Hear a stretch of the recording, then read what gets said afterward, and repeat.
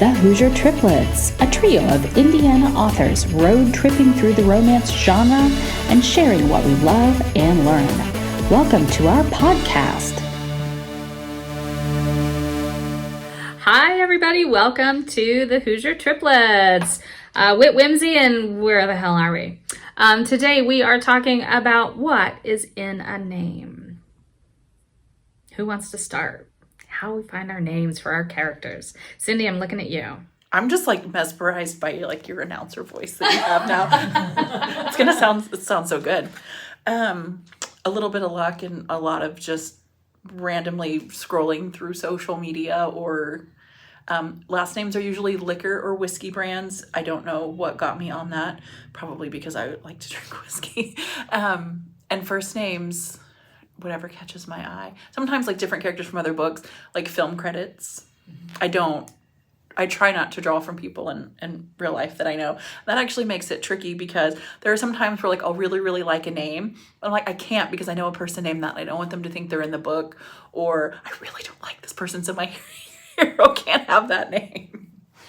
Well, and here's the thing, and we talked about this, before we started, is so many authors will, oh, don't piss me off, or I'm going to put you in my book and I'm going to kill you off. And I have friends who have done that.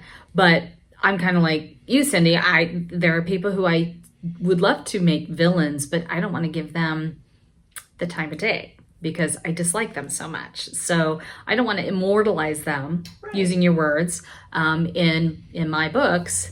I actually had a book where I had a father figure who was kind of narcissist, and some of the things that he said to his daughter kind of hit home a little bit. And I'm like, I don't want to go overboard with this. So I dialed it back, and it was just one scene, and I'm like, and that's the end of this character that I'm going with, because I don't want to show him anymore. And that's probably as close to anything personal as I've gotten. Everything else I just pull out of my back end. Well, and sometimes when I'm reading a book, if the character is someone that, a name of someone that I know in real life, then that's who I think of. And it can be hard to sometimes imagine, your uncle, if it's supposed to be a spicy book. So I do have an appreciation for the very unique names, even though if I can't pronounce them in my head, I'm just blah, blah, blah. That's how I read it. What is it? The Celtic names, the ancient, and I just am the girl, the guy, the dude. Yeah, that's one of the things. If I have to go to Google Translate and have them do the how to pronounce, and then of course though I did have Yell, so I did pull that out, which everybody's I don't know how to say that name, and I'm yeah, I know. It's part of the story. It's part of the story. I give you Ann's and Trish and easy names, so I have to go out on a limb sometimes. They're werewolves. They're old. So you use older No. I just come up with a name. I keep a list in my phone, and then I have a paper list of names that I like, and I try to figure out if they fit the character. I find though that for a while I had names I loved and I thought it would fit a character, but also Kristen Ashley was doing a lot of the same names, so I didn't, let her have them. She's bigger and better and all that. So, but it's hard. I mean, I will say though, I have killed off characters by people's names that my friends have said, I hate her, she's making my life hell. I'm oh yeah, well, I'll just rip out her innards. That'll make us all feel better. So send me $20 and I'll put your enemy in a book. There you go. You could do a reader thing. I'm not opposed to that. There's a zoo by me where it's you can pay whatever it is, and they'll name a cockroach after your ex, and you can Valentine. Yeah. That's a good. No, I saw one where it was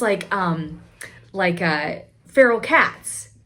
Pay money to name the feral cat, and they'll castrate it. They'll fix it. After your ex. This took a dark turn I wasn't expecting. And they're you can name your cat. Well, I had at a signing, one of my first signings, a lady came up, bought a book, walked away, turned around, came back, and demanded I return her money because she didn't like the name Cade and that that was her ex-husband, blah blah, and there was a long story that involved a waitress and sex in the bar, and I was just like, no, it doesn't work that way. I'm like, just call him Kane. It's a misprint. Am I the only weird one that sometimes, like, with some characters, even like main characters, the name means a whole lot, and like I'll already know, like, as like the name comes as like with this plot or the story, however, but other times it's like it does not matter, and like I might have finished the book and still not have the name, and it's like just a placeholder. I did that recently in something that I was working in, and I saw a video on TikTok where someone had a name and they were bummed because like their name is kind of weird and they're like, it's never going to be in a book. So I just changed the placeholder name to their name. So well, and then we can go down the whole rabbit hole about who owns a name. I mean, it's not like the new cocky gate, is it? Yeah, there are people that get pissed off about it. I mean, this can be a touchy. I'm Cindy. I hate being called Cindy Lou Who so much that I don't like the Grinch. Yeah. So, So I actually do a lot of research in my names, especially my. I love you, Ava, but I'm not surprised. My Silver Cyborg series. I have the Alpha, the Beta, and the Gamma.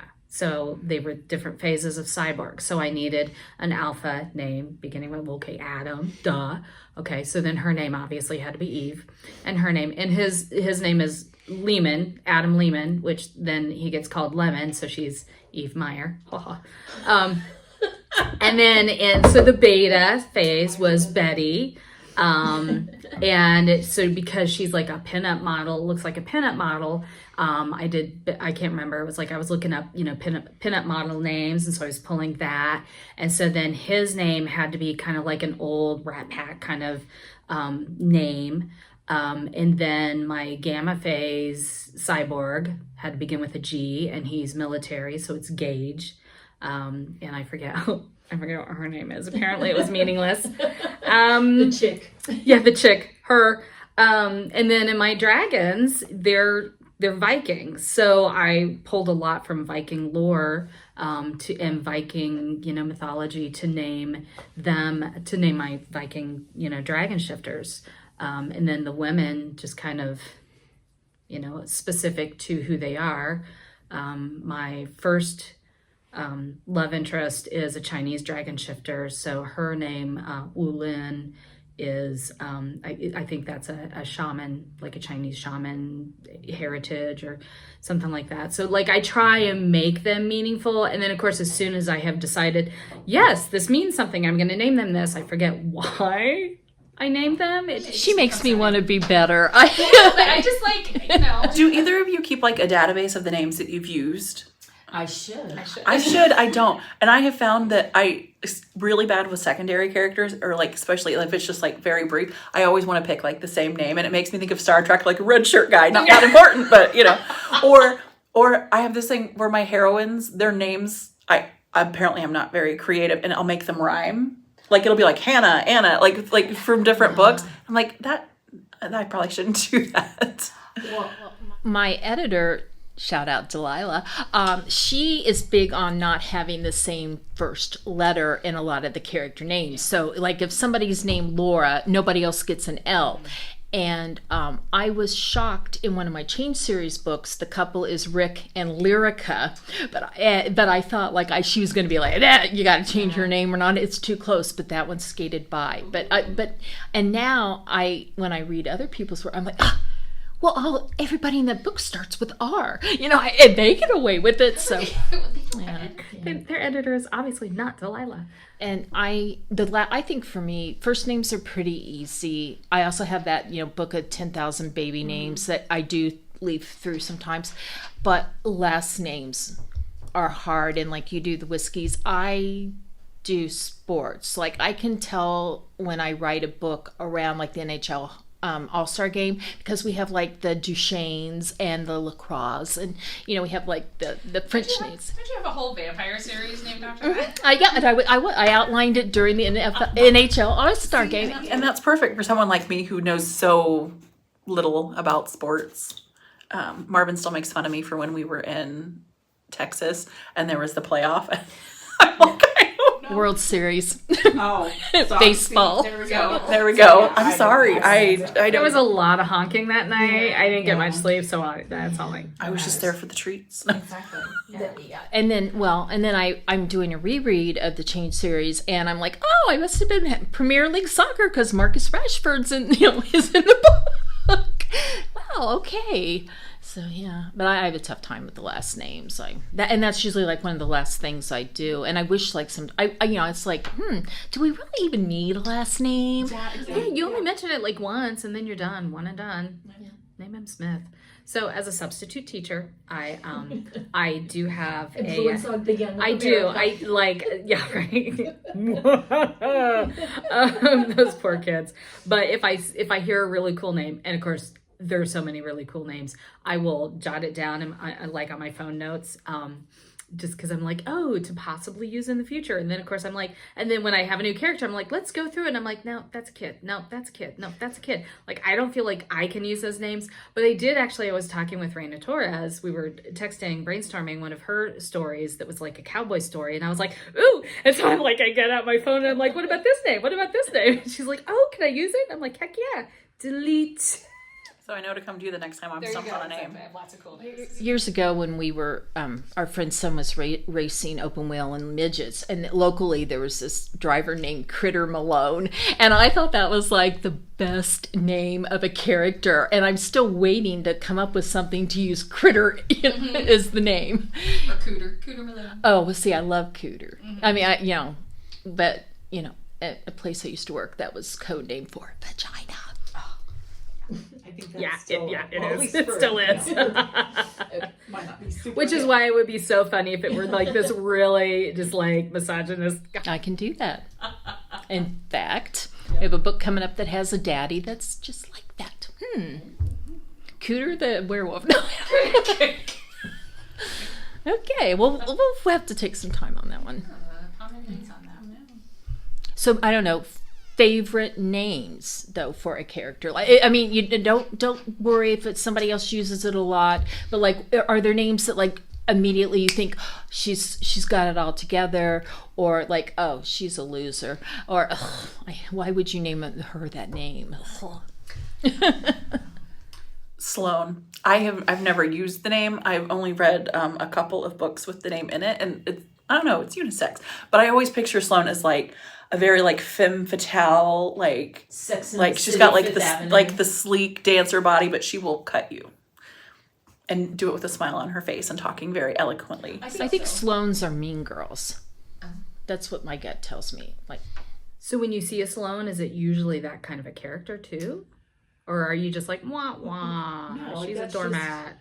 I think it's like it's run the gambit a little bit, and you've seen it with like the guys, but that is always so. Like I've typecasted that name, so if I ever read a book with a Sloan, that is, even if it's a dude Sloan, I always like want to think. I think I'm always, when I like, when the heroine, she's beautiful, and we're talking modern day. And her name is Cora or Mabel. And look, I know the throwback, bringing back old names is in vogue. But I got to tell you, sorry, ladies, but Cora and Mabel don't make me think of hot, sexy women. I think of like no makeup, no sunblock for 30 years, and really dry, shriveled hands with badly kept nails. Okay. Cora makes me think of coral, so I don't even think of it as a name. I think of it as an ocean thing. And then Mabel just makes me think of Maybelline. And like, Or Mabel the cow. well, then I do. Maybe she's born with it. Maybe it's Maybelline. We're not sponsored, by the way. Tawny Kappas has a whole mystery series, her camper series, and her name is Maybelline. That's like, Kentucky. She has a great voice, by the way. I love watching her videos. So and I guess I don't have any preset notions on names or any favorite names. I think maybe because when I'm reading them, it's like I just kind of glance over the name and it's like, oh, I just like I intrinsically know that's this character talking, and I just read past the name. Mm-hmm. I don't know. Maybe this might be too personal. We might have to cut it out, but because your government name is a very unique name. Yeah. Do you think that plays into? Do you think that if you were writing contemporary, you would use a lot of like simple names, or would you go a little bit more to? Yeah. Good question. I would probably tend more toward traditional names, I would think, if I were writing contemporary. Was that a problem growing up? It was a problem because I never remembered anybody else's name. I still don't. It's either like I don't want to or I don't care to, but I'm horrible at remembering names, and I like it. I think that maybe that is because my government name is kind of it's unforgettable. So I don't ever have to remember anybody's name because they remember mine. Like, I don't know. But yeah, I'm horrible with names. But because I don't write contemporary, I write, paranormal and sci-fi, I can get a little creative with names. I did have, in my first book, I had my female character, her name was Jules. And wrote the whole book, sent it to the editor, loved Jules. And she came back and she said, well, when it's possessive, technically it should be Jules's. And I totally changed her name because I was like, there is no way I'm going around going, Jules is, this, Jules is that. I just, it just irritated me to no end. So I had to change her name. I have a Jules. You do? Yeah. Well, that's actually why I did it. I'm trying. What did I do with? I think I just did the apostrophe S. Yeah. Mm-hmm. Yeah. I mean, I don't know. That's not my department. I just write the story and then the editors clean things up. I had a Juliet, and sometimes it would be Jules, but never if it was going to be the possessive, because that's how it's like when you can't think of how to spell the word and you just pick the whole different one. Well, I find in my characters' names, especially the women, I always give them a nickname or shorten their name. I mean, and it's almost in every book, and now it's starting to bug me. And I'm wondering if it bugs me, if it bugs anybody else. Probably not, but it does bug me. So, like, what kind of nicknames? Like Olivia, Liv, things like that. I mean, I'm not big on like. Well, okay. I know, like in one book, it was mentioned I used babe like way too often, but I usually shorten their name. But and which is weird because my government name, to shorten it, or one of the nicknames is a particular Mattel doll that likes to wear pink, and I hated that name. And if you called me that name, I wouldn't answer. So I don't know. I'm weird. I'm pretty weird. It was a Bratz doll? Yeah. Yeah.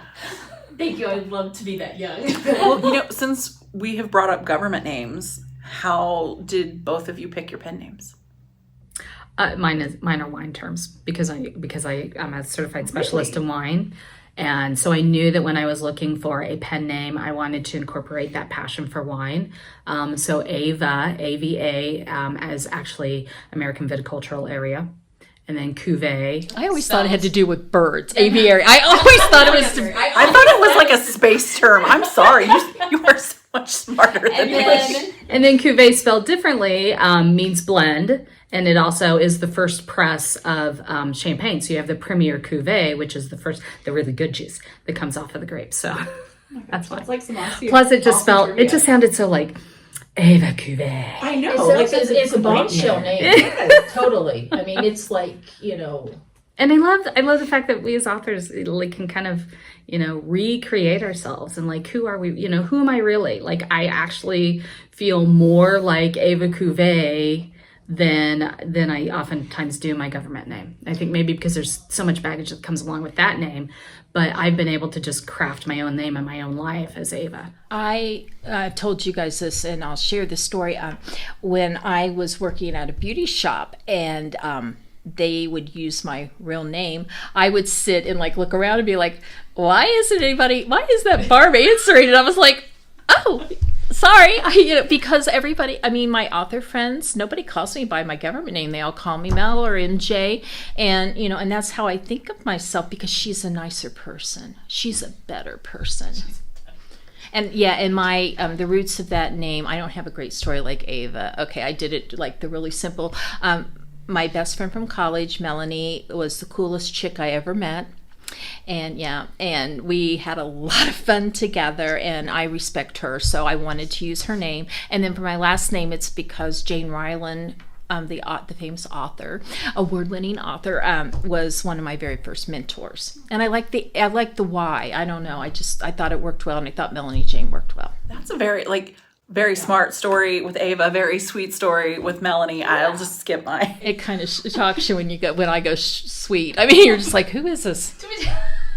No, but I think it's awesome because you're kind of, giving props to, some important people in your life. It was a way. I mean, it was a way, to give back and I guess to honor them because, I have been very lucky in this whole career thing because everybody has been very, very kind to me and generous. And, I try to pass it on occasionally. Now, Cindy, you've got to tell your story. Yeah. I know, I feel like peer pressure now. Well, bombshell revelation. Cindy is my real government name. It's not Cynthia. Cindy. It's always been Cindy. Always will be. Okay, so my government middle name is not Lou, I feel bad, man. but does start with an L. So, I have the Cindy L, my government last name, and it's not Lou, but so I think that gets with the Cindy, and everyone calls me Cindy Lou. Tanner was, I grew up on a farm. My parents were the caretakers, and it was Tanner Creek Farm because the Tanner Creek ran through it. So if you travel down 74, you'll see a sign. Yeah. So, that's where Tanner came from because I had a hard time picking a pen name. I was going to do initials, but and kind of just like an anagram of some of my legal name and do C.G. Lee.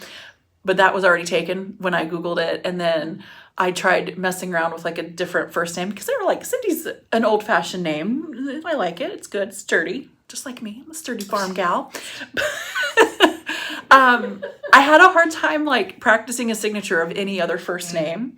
And I knew that I would never remember enough to answer to that because in college I would always give a fake name when I was going out with friends. And I would never remember the name ever. Alcohol was never involved. You know what? There was a good amount of times where it wasn't involved, and I still would not. Like, I would remember it enough to tell the people that we were with the fake name, but then, like, after that, I would just blip it and totally forget, and then it became obvious because then, like, a friend that was tired of me not answering to the fake name would call my real name, and then the jig would be up. So I just, that's why I'm Cindy Tanner. Well, and it's, sometimes doing a pen name that is, like one step removed from your given name makes an easier transition. Most people think that it is my maiden name or my married name. So it's for people that know me in real life. But yeah, so it's shorter and easier to write than my government name, which I appreciate. Speaking of names that are easy to search up, well, Melanie Jane, don't you have a porn person or a stripper who? Oh yeah, Melanie Jane, the porn star. Yeah. So yeah, Is it spelled the same way? I think so. So if you search for websites, if they're naked breasts, that's her, and if they're not, it's me. That is why yours is readmelaniejane.com. And because when I first started out, I had a publicist, and she thought I should change my name, and I'm like, I've already done postcards through Vistaprint. I am not changing my name. And she was like, well, it's a porn star, and I'm like, okay, I mean, I'm not hating on the porn star. Not writing all the romance. So yeah, I did. I forgot about that. I hadn't thought about her in a while. Yeah, I should see if she's still alive. Droopy, I'm thinking more haggard, like hard and put away wet. Oh, good stories though. Pretty rough. I mean, every once in a while, well, in the beginning, every once in a while, somebody would be like, "Did you know that's also a porn star's name?" And I'm like, "Yes, I did." And good movies. And here's my paperback porn. Yeah, if we're gonna go there. Why not? Mm-hmm. Okay, names that are no-nos. My immediate family. I cannot do that.